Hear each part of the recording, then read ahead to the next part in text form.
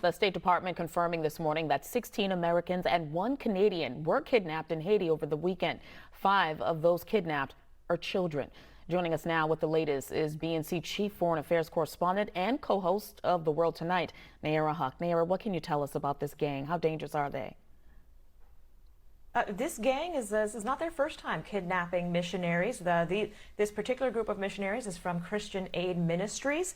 They are a group based in Ohio, largely made up of Baptist and Amish people who are volunteering their services and have for a long time been working in Haiti. But this same group that claimed responsibility, this gang, they also kidnapped a priest and nuns back in April. So this is not their first time. They control a significant territory east of the capital.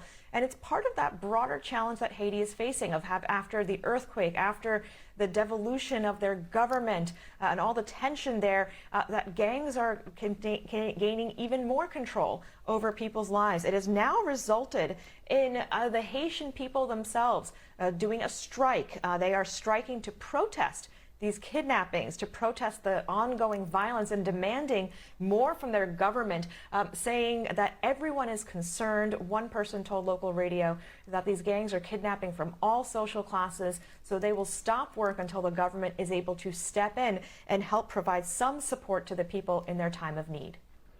And Nayyera, who will lead this investigation? Will it be the FBI? Will it be a joint mission? And also, does Haiti even have the resources? We know they've been struggling to gain control of the country ever since the assassination of its president, with gangs expanding their power, as we're seeing now with this case.